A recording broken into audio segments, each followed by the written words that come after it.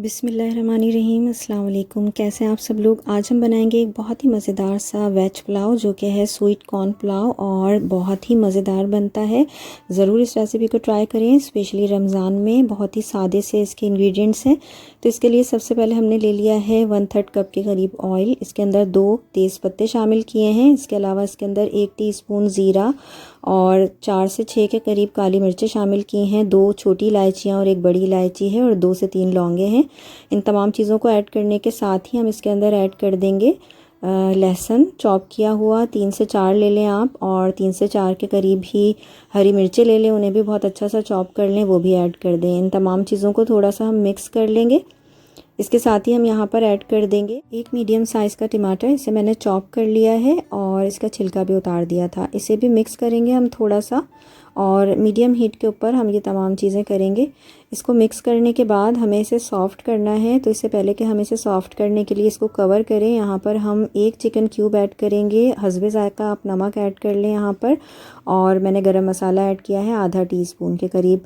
जो क्यूब आप ऐड करेंगे उसे अच्छे तरीके से डिज़ोल्व कर लें, एक जगह पर उसे नहीं रहना चाहिए। तो इन तमाम चीज़ों को मिक्स करने के बाद हम कवर करेंगे, और कवर करके हल्की आंच पर इसे 5 से 6 मिनट के करीब पका लेंगे ताकि टमाटर थोड़े से सॉफ़्ट हो जाएं। आप चिकन क्यूब की जगह चिकन पाउडर भी ऐड कर सकते हैं 1 टीस्पून, और नमक उसी हिसाब से आप एडजस्ट कीजिएगा क्योंकि क्यूब या चिकन पाउडर में भी नमक होता है। अब देखें टमाटर सॉफ़्ट हो गया है।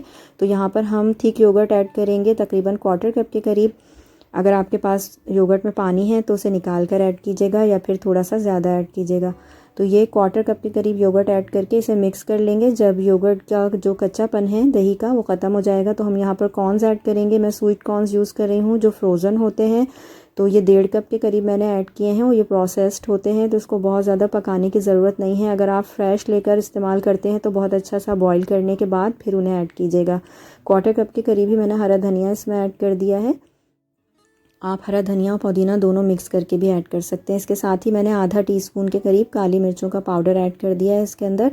इन तमाम चीज़ों को मिक्स कर लेंगे, और साथ ही हम यहाँ पर चावल ऐड करेंगे। तो मेरे पास बासमती चावल हैं 2 कप, जो कि मैंने मेजरिंग कप से नाप कर और धोकर भिगो दिए थे आधे घंटे के लिए। इसके बाद हम 2 कप हमने चावल लिए हैं तो 4 कप पानी उसी मेजरिंग कप से लेकर इसके अंदर ऐड करेंगे। तेज़ आंच पर इसे पकाएंगे, और जैसे ही उबाल आने लगेगा कवर करके मीडियम हीट पर पकाएंगे। मीडियम हीट पर मैंने इसे पकाया है तो ये तमाम पानी इसका ड्राई हो गया है। तो अब हम इसे दोबारा से थोड़ा सा चावलों को हल्का सा मिक्स करेंगे, और इसके अंदर हम ऐड कर देंगे 1 टेबल स्पून के करीब केवड़ा वाटर, और उसी में मैंने ऑरेंज रेड फूड कलर जो होता है वो ऐड कर दिया था थोड़ा सा, उन्हें मिक्स करके ऐड किया है। 3 से 4 आप इसके अंदर हरी मिर्चें ऐड कर दें।